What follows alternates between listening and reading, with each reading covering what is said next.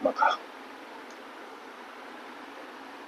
एका व्यक्तीचा संथ पाण्यातील वेग 10 किलोमीटर प्रति तास, प्रवाहाचा वेग 2 किलोमीटर प्रति तास, त्या व्यक्तीला नदीतून 24 किलोमीटर अंतर जाऊन परत मूळ ठिकाणी येण्यास लागणारा वेळ किती, असा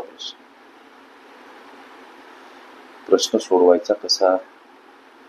त्या व्यक्तीला नदीतून 24 किलोमीटर अंतर जाऊन परत मूळ ठिकाणी यायचं, म्हणजे त्याचा जातानीचा त्याचा येतानीचा वेग किती, अर्थातच प्रवाहाच्या दिशेने वेग किती, प्रवाहाच्या विरुद्ध दिशेने वेग किती, हे दोन प्रश्न.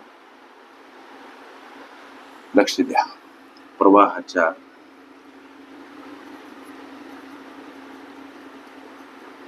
दिशेने आणि प्रवाहाच्या विरुद्ध दिशेने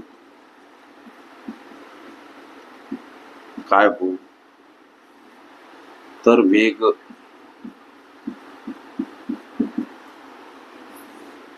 आता प्रवाहाच्या दिशेने वेग काढण्याचं समीकरण x अधिक y, प्रवाहाच्या विरुद्ध दिशेने वेग काढण्याचं समीकरण x वजा y. प्रवाहाच्या दिशेने बोट प्रवास करते तेव्हा प्रवाहाचा वेग हा बोटीच्या वेगाला मदत करत असतो, म्हणून इथं अधिक. परत येताना अर्थात प्रवाहाच्या विरुद्ध दिशेने जेव्हा बोट प्रवास करते तेव्हा प्रवाहाचा वेग हा बोटीच्या वेगाला अडथळा बनत असतो, म्हणून अर्थात बोटीचा वेग कमी करत असतो, म्हणून इथं वजा. लक्ष द्या, इथं बोट नसून हा व्यक्ती आहे आणि त्याचा वेग आहे 10. 10 अधिक y म्हणजे काय, तर प्रवाहाचा वेग. हे x म्हणजे बोटीचा, लक्ष द्या, x म्हणजे बोटीचा वेग, y म्हणजे काय, तर प्रवाहाचा वेग. सूत्रातील ह्या काही गोष्टी. इथं 10 2 12 किलोमीटर प्रति तास.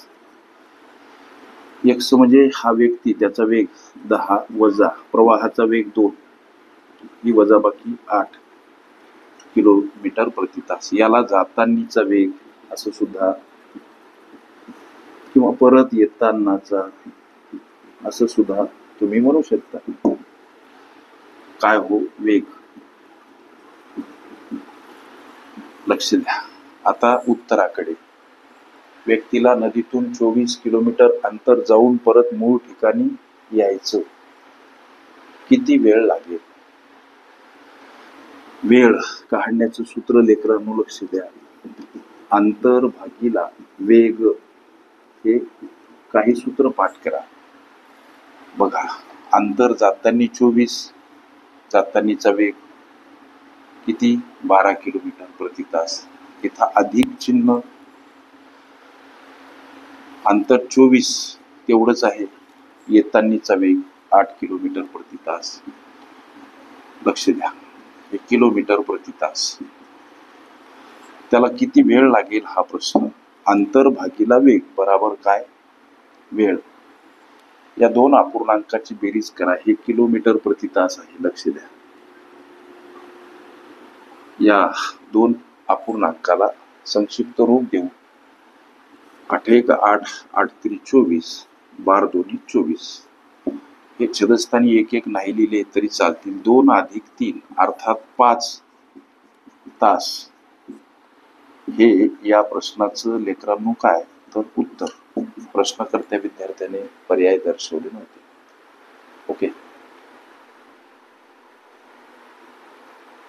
बोट प्रवाह तसेच प्रवाहाचा वेग ह्या माझ्या प्लेलिस्ट अवश्य बघा.